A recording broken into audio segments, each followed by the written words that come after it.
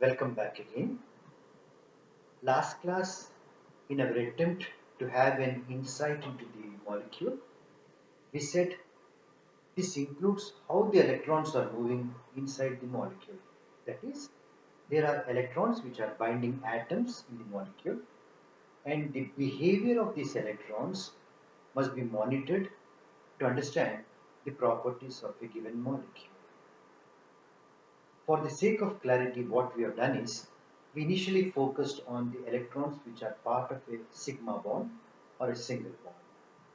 Thereby the carbon atoms have sp3 hybridization. And the movement of these electrons is normally induced by an atom which is more electronegative.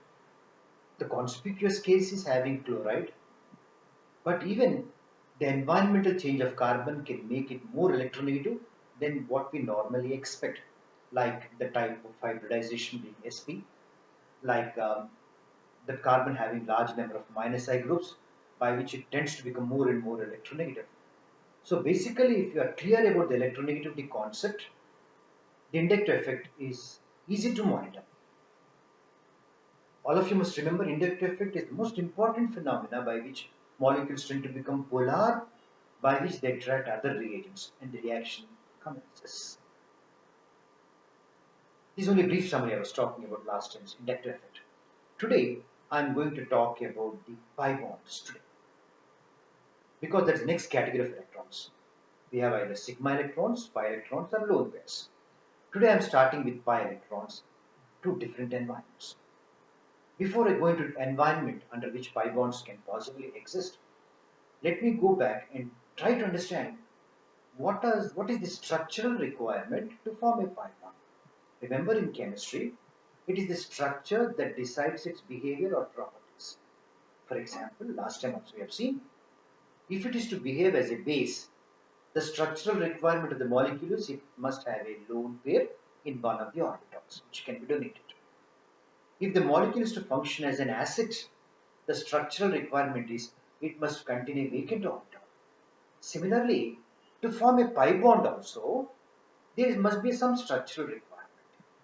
To understand the structural requirement, I am going to mechanism or mechanistics of forming a pi bond.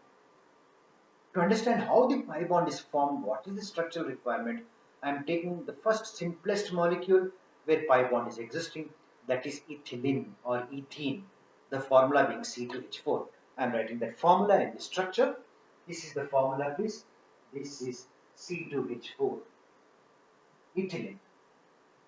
Now what I will do is, I will write the structure in two parts. To start with, I will write the carbon atoms and hydrogen atoms which are bound to each other by sigma skeletal framework. So this is my carbon atoms, and these are the two hydrogens. Now if you carefully follow, I have shown only this carbon. If you watch out here, it is attached to this atom, this is one more atom, and third carbon is one more atom. Similarly, it's identical arrangement for this carbon, two hydrogens and this one. I did not show deliberately the pi bond formation here.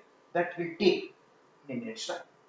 Now, if you watch out here, since carbon atom has formed three sigma bonds, it is sp2 hybridization.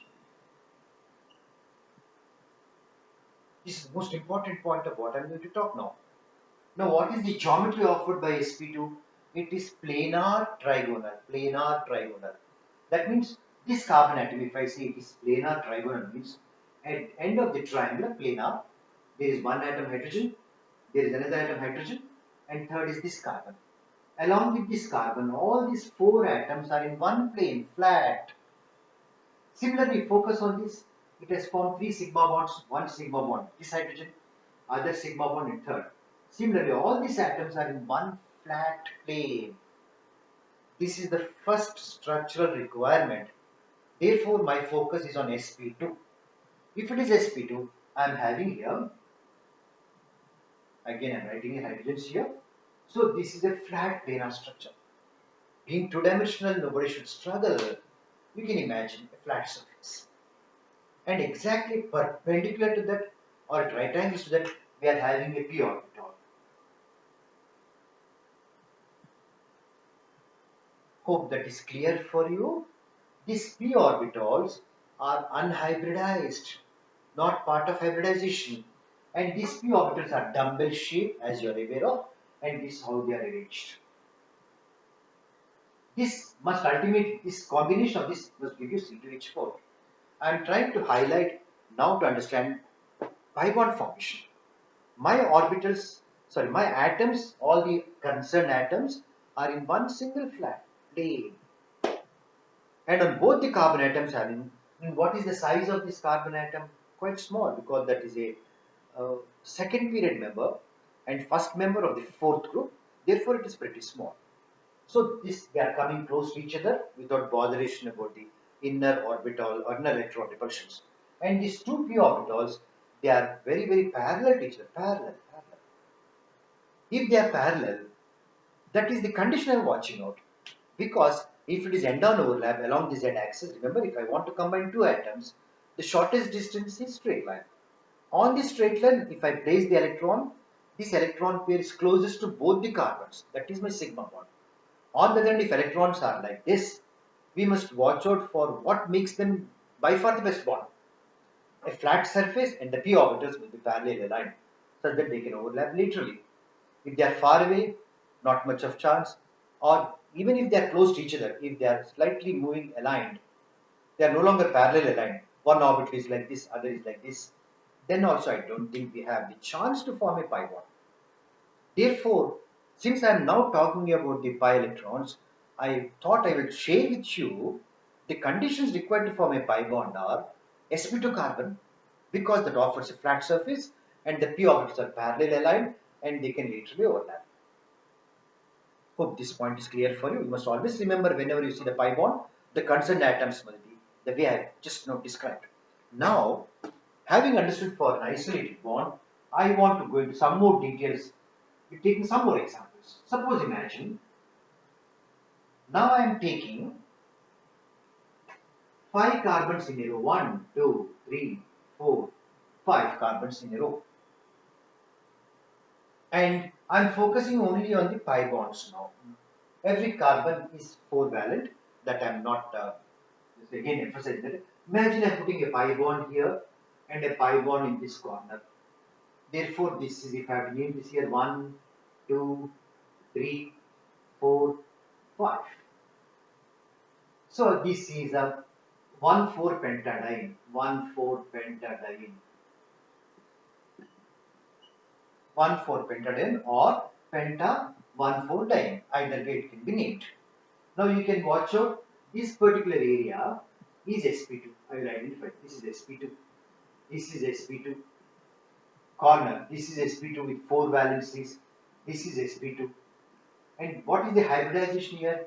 sp3.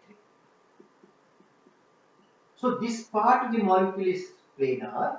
This part I am circling it out, 1 and 2 carbons. Similarly, 4 and 5 carbons are planar.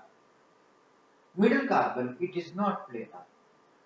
So I can expect the conditions are satisfied here and I am getting a pi bond here. The conditions are satisfied here, I am getting a pi bond here. Nothing unusual about it. This is what we expect. Now I want to take one more isomer of pentadiene and I am writing the structure. And that structure is very interesting and fascinating for me. This is one double bond, and single bond. That is, now I am taking 1,3-pentadiene, 1,3-pentadiene instead of taking 1,4-pentadiene. Now if you watch out here, why I am fascinated this is sp2, this is again sp2. How do you make it out? If it has 3 single bond, 1 sigma second and third is hydrogen. And again this is sp2, this is sp2. That means in a continuous row, I am having sp2, sp2, sp2 hybridizations only. There is no in-between gap or some other hybridization interfering with my observation. So if I take this molecule, I will slightly simplify this by telling I want a structure where a double bond is there, a single bond, a double bond in alternate locations. Such a structure is called as conjugated structure. I am taking conjugated structure.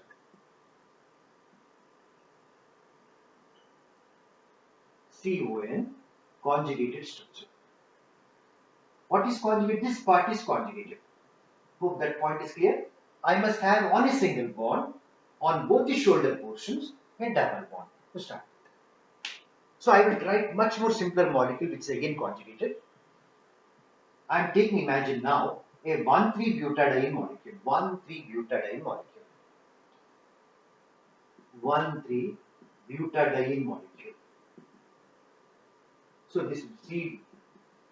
I think this is the skeletal framework of 1,3-butadiene molecule. So what I am going to do is, as I have done in the case of ethylene, I will try to write down only sigma skeletal framework first. So what is the meaning of this? I will write down here. I'll write down carbon atom here. Second, third, fourth, and there are 2 hydrogens here. There is 1 hydrogen here, and there is 1 more hydrogen here, and there are same thing I'm writing with all details of the sigma bond. So this is a sigma skeletal framework. There are hydrogens here. So what is left out in this structure? The pure p orbitals, which are perpendicular to each other and they are placed on the flat plane. Because all of them are sp2, is it not? From the structure you can make it out. All of them are sp2. So all the flat structures, I am imagining there are 4 p orbitals now. 1, 2, I am not rubbing this off for the sake of clarity, I am combining hydrogens here. This is the second p orbital, this is the third p orbital, this is the fourth p orbital. Hope you are able to imagine something like pins, parallel, they are parallelly aligned and they are on the flat surface. And of course they have electron to overlap. Now what we have done next time, we have taken this and allowed this C, I am giving a tag here, this is C1, this is C2, this is C3, this is C4. Now what I have done, as normally you are aware of, I will allow C1 and C2 to overlap, C3 and C4 to overlap. That means I am leaving this as a single bond. So what do I get here? I am getting here CH2, a double bond CH, single bond CH, double bond CH2. This is the structure. You are aware of this. How normally you see any textbook representation where 1,3-butadiene is like this. Now all this we are writing with the help of a simple chemical bond theory called as valence bond theory. And all things are satisfied. We accept that. Now my point is, you must understand, a theory is proposed to understand the behavior of a molecule. But molecules have their own logic, own understanding about how to attain stability, how to maximize its bonding capacity. To understand them, we are proposing some theories. Broadly, we have 2 theories as you are aware of. One is valence bond theory, other is molecular orbital theory. And all these representations are with reference to valence bond theory only. Molecular orbital theory right now we are not considering at this stage of understanding the structures. There are some problems. Still we follow valence bond theory because this is the one theory which helps you to represent the molecules in a simple way. Whereas if you go for MO theory, it is not that simple. So I am following valence bond theory. This is the one structure I am getting. I am asking, suppose imagine you place yourself on this carbon. Don't we have this orbital and the third one orbital also parallel to this one? Yes, certainly parallel. What is the condition to form a pi bond? Parallel alignment of these orbitals. So I am getting one fundamental doubt. Can't it overlap here in this area? In this area. In that case, what will happen? I should get a molecule C double bond. See? Got it? I should get a double bond here. In that case, this may be left out and this may be left out from the bonding picture. Bonding picture. You are not accustomed to see this picture. Normally you are used to this only. But I am asking a fundamental question. Is there any lack of structural requirement? Can't it form pi bond on this side? The conditions are satisfied. Entire structure is flat, planar, and these orbitals are also parallel to each other. What stops these p orbitals from overlapping? I must keep that in mind. I must keep that in mind. So, suppose imagine if they are overlapping, this is the possible structure. Now, at this stage, I want to introduce you to the concept of resonance. Concept of resonance, wherein a given molecule can be represented by more than one Lewis formation. It is a very interesting thing. Same molecular formula, but it is possible for me to write down different Lewis structures for that. Lewis structure is a theoretical proposition, remember that. So, what normally you see in the textbook is to satisfy this point I am talking, they will, these are all p orbitals which are parallel to each other. So, they show one more structure by the following method. They'll shift this pi bond to the middle, this pi bond, and this pi bond they'll convert to this corner. So what is the resultant structure consequent to movement of these electron pairs? I am getting this CH2, electrons are lost, therefore it has a vacant orbital with a plus charge over that. This has become single bond, this has become a double bond, and this has become CH2 with an orbital with a lone pair. Orbital with a lone pair. Try to follow. Remember, all of them are sp2, the same characteristics are continuing here also. That means, again, therefore, what is the charge here? Minus. Now, this is a recognizable conjugated structure. Now, try to follow. Even this part of the molecule is conjugated. Why? You focus on the single bond. On one side, you have a double bond, other side, you have a lone pair. Focus on this side, double bond, single bond, lone pair. Are you getting that point? So, this is also conjugated, just like this molecule. And they are, because this is a molecule, and this also is one more representation for same butadiene molecule, and the very fact I am calling this as 1, 3 means there is some importance to 1 and 3 locations as per double bond is situated. Now if I take this, the name looks not correct, but I want to tell you this is also a conjugated structure.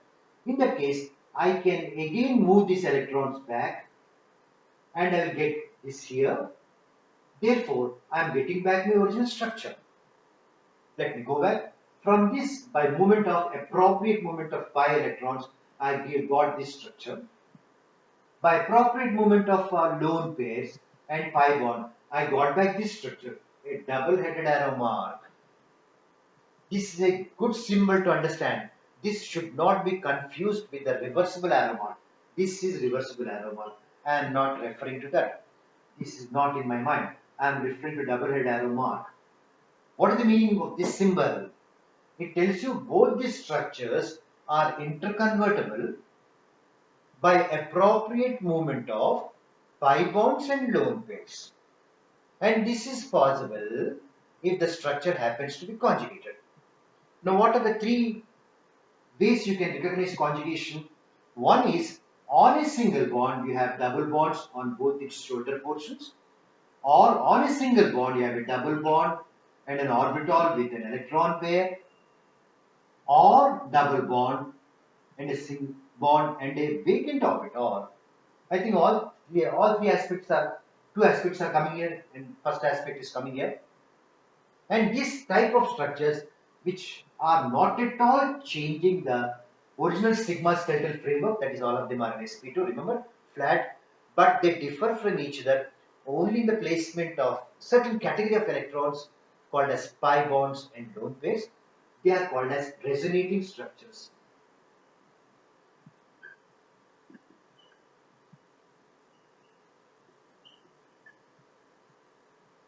Go back to the first point here. Now, which is the true representation of my butadiene molecule? Suppose if this is correct, this is a theoretical submission. And this is also theoretical submission as per theory. Ultimately, only one touchstone, whether what we written is correct or wrong, comes from experimental observation only. And if you look into experimental observation, I don't think our experimental observation exactly confirms either of them. Either of them. That means the structures we have written are not fully in conformity with my experiment. Interesting case here. Unless until I have a structure, I will not be in a position to understand what are the possible properties that molecule is capable of showing. Let me give one more example. Suppose imagine, now I am considering benzene molecule. The formula of benzene is C6H6, and as you are aware of, it has a sp2 carbons. I will write down it here. As I have done earlier, I am focusing only the sigma skeletal framework to start with, because that is unchanged for the different resonating structures I am writing here. I am writing carbon, there is one more carbon, and each of them will have hydrogen here. Accept it. So this is the skeletal framework. Skeletal framework means I am showing only sigma bonds. If you watch out, each of them is in 3 sigma bonds, therefore sp2. Same is true for all the carbons here. So this indicates only sigma skeletal framework. Then what is left out here? A p orbital at right angle straight. You must imagine this is my p orbital, this pen. Now half the lobe is coming in front of this, half the lobe behind the board. That must be true for all the carbons. Therefore, if you take this orbital and one more orbital here, for example, I take this, imagine this is one more orbital, and they will be parallelly aligned. I am focusing here. They are parallelly aligned. They can overlap. That is a structural condition, not? So what you see in the textbook, they show one overlap involving p orbital of this. There are p orbitals on each one of them. I am showing only one of them. It can overlap. In that case, next p overlap is not shown. Alternately, I can show that. So what is the resultant structure due to p bond or p orbital overlap here? I get a double bond here. This cannot, because the valency must be satisfied. This is one more double bond and one more double bond. This is normally called as Kekule structure, Lewis structure for benzene molecule. Lewis structure. Lewis structure means as proposed by the theory. Then, as I told you, is it a conjugated structure? Just check out this single bond, double bond, single bond, double bond, double bond. Very interesting. Therefore, what I can do here, I can propose one more structure by moving these pi bonded electrons. That is, I can move here, I can move this here, I can move this here. I'll get one more structure which I am writing above. How does that structure look like? There is a carbon again. I've written all the 6 carbons. 6 carbons. Now hydrogens again 6. And remember, the skeletal framework is seen for both of them. What is that I'm doing here? Now I am looking into this diagram. I draw pi bonds at different locations. Is this conjugated structure? Therefore, I can put a double-ended symbol between both of them, indicating these structures are interconvertible. These structures are interconvertible by movement of pi and pi bond of electrons in this case. Remember, we have an experimental confirmation which states all the CC bond lengths in benzene have the same bond length. Same bond length. Suppose if this structure is existing even for some fraction of a minute, fraction of a second, I think I should get between C1 and C2 is a double bond, therefore a shorter bond length. This is a longer bond length, again a shorter bond length, longer bond length, shorter bond length, longer bond length. So, same story for this. Suppose imagine if I convert this to the way it looks as per the position. C1 and C2 must be short. This is 1, this is 2 because there is a double bond, and C2, C3 must be longer because that was a single bond. C3, C4 again short. C4, C5 again long because that's single bond. Are you that point? And C5, C6 again short, double bond, and this again long. It must look like this. A crooked hexagon, irregular hexagon. But what does the experiment says? All the bond lengths are equivalent, equal to each other bond lengths. Therefore, it's a perfect hexagon. In fact, benzene molecule is normally called as a very handsome molecule because it looks beautiful. Hexagon. All bond lengths are equal. That means this, both the structures we have proposed, which we have called them as resonating structures because the conditions are satisfied, you must realize those structures are not existing. Let there be no mistake. I am not committing a mistake by telling benzene is not existing. Benzene is existing, but the structure we have proposed is not existing. Therefore, resonating structures are not existing.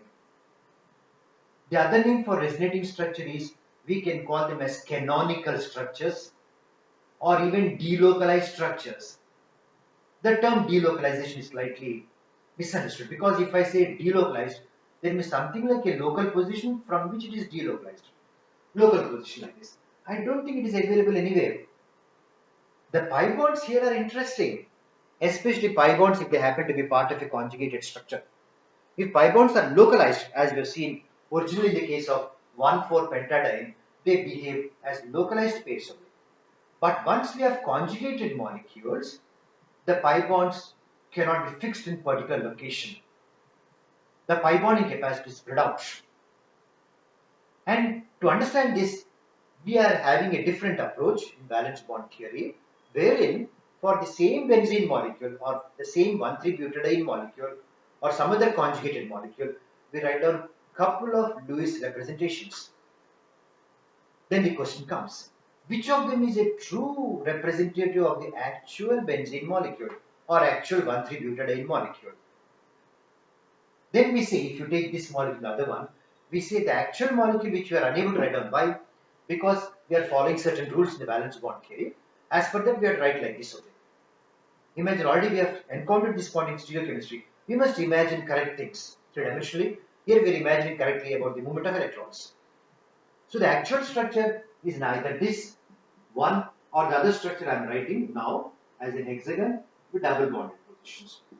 This is one, this is two. Is this a correct Lewis structure? Yes. Is this a correct Lewis structure? Yes. Do any one of them represent the actual benzene? No. Therefore, these structures and this structure is not existing. They are existing only in our imagination. In fact, some of the good books call them as fictitious structures. Fictitious. Fictitious means imaginary. Only in fiction they exist. They are not existing. So nobody should imagine they are like this, suddenly they move like this. No, it is not at all existing. Neither this is existing. My actual molecule, actual structure is neither this nor this. But having drawn this, we should not consider their waste. The actual molecule, actual structure must be having contribution from both of them because they do satisfy many chemical principles there. So my actual structure, which I prefer to call that as a hybrid, must have contribution from both of them. In this case, they look alike. Therefore, they must be contributing equally. As a matter of fact, benzene has three more Lewis structures called as Dewar structures. To keep the matter simple, I am not invoking Dewar structures. No, all of them put together is my hybrid structure. Then which of them I should take them to be more closer to that? Suppose I am taking your butadiene molecule. Remember, butadiene molecule was the CH2 double bond CH, CH double bond CH2. What is the other structure, resonating structure we have drawn for that? If you remember, that was CH2, CH double bond CH, CH2 with a minus charge, with a plus charge, if you remember. Two Lewis structures we have written.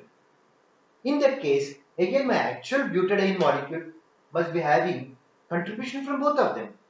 If they do not have any contribution, why do we write them? The actual hybrid must be having both contributions. Then unlike benzene, do you realize they don't look same? This looks more stable. This looks less stable because there are charges on identical elements, carbon and carbon. That is, I must have an approach by which I can decide which is more stable of these two. Or if there are a couple of more structures, 5 or 6 structures, I must know among the different resonating structures which is more stable, then next which is the next stable contributor, etc.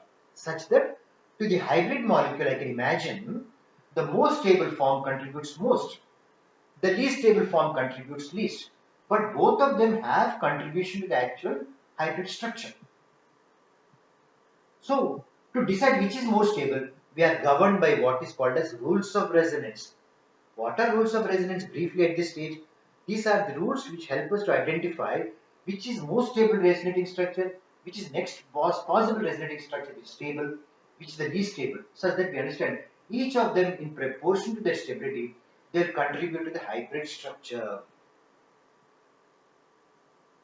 To make matters much more simpler, I want to tell, if you can pick up the most stable structure, wherein its contribution to the hybrid is maximum, we can as well say This can be taken as a representative of the actual hybrid structure, this molecule, the most stable one. That is the reason we call this as 1,3-butadiene. The name is based on the most stable form. Therefore, the hybrid must have resemblance to this most stable form. Then what is the status of this? We cannot ignore that. This is also having contribution, but contribution may be less. Meaning thereby, the bond distance between C2 and C3 is not as long as the double bond. It has some double bond carry. No, not as long as the single bond, sorry. It must have some double bond contribution. May not be much, but you cannot ignore that. Therefore, we must pick up the most stable structure and consider that as the representative of the hybrid and start working out the properties of that particular molecule. Moment some variations are observed or the predictions made by this structure are not fully tallying with the experiment, then we must understand, okay, this must be having some contribution. That imaginative power you must have while you're having conjugated structures like this. So rules of resonance you will see in any book of your choice, but I want to tell you there are logical rules which help us to identify the most stable and least stable structure. Last point, the hybrid structure, as I told you, whose structure I am not able to write down. Even writing a structure like this, for example, if I call this as hybrid, because double bonds are doing, the textbook may put a dotted line representation like this. But remember, in that case, dotted line here look identical to the dotted line here, but I don't think that is correct. This bond length is not equal to equal contribution for both of them. No chance. This is less stable. Any book will give you, please read that. Only one point I want to tell you at this point is the actual structure which we are unable to write down and experimentally we know it is more stable. I can estimate energy for both of them theoretically because I know double bond, what is the energy of that single bond, double bond. I can estimate.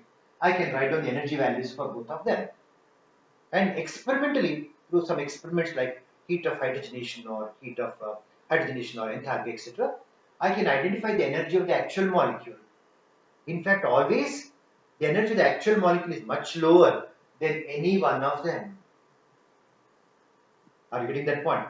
Because molecules will go for that arrangement where they are comfortable, meaning thereby the energy of them is much lower.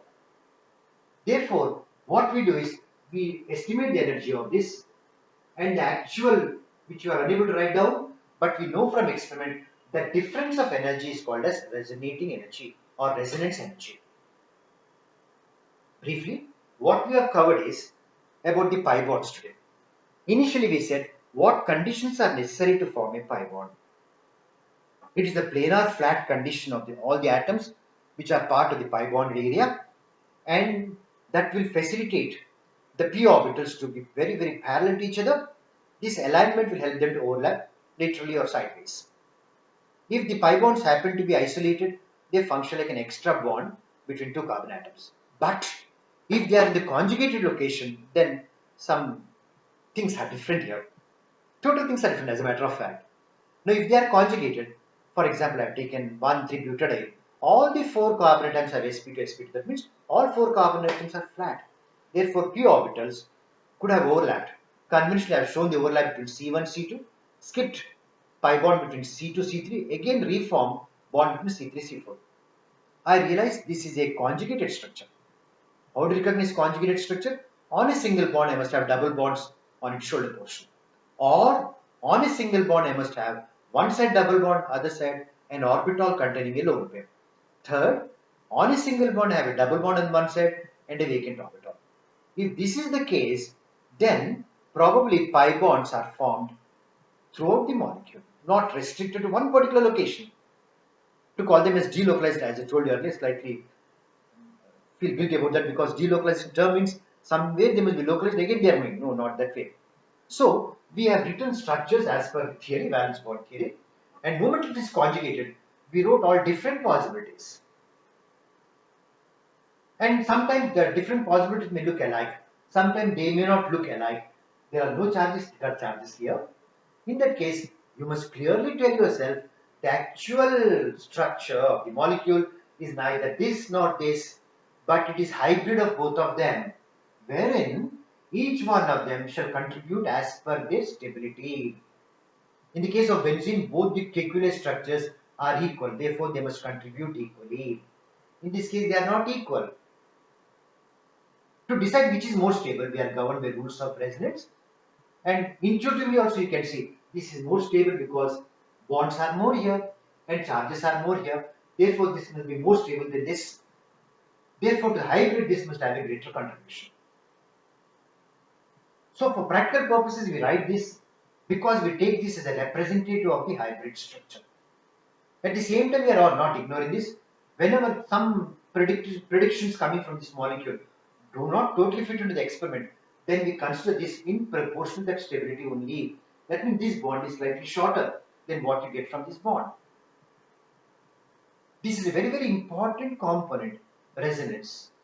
This phenomena will expand further. Last point, actual molecule is existing, benzene is existing, but the structures we are proposing for them are non-existent, they are fictitious, they are imaginary, and all the structures that we got, they are correlated by double arrow mark, which indicates appropriate movement. I can convert one to the other, one imaginary structure and then imaginary structure. In this case, we are not normally moving the sigma skeletal framework. Only pi bonds and lone pairs, vacant orbital, they are participating in this process of moving electrons to different areas. We shall stop now. We shall meet next. Thank you.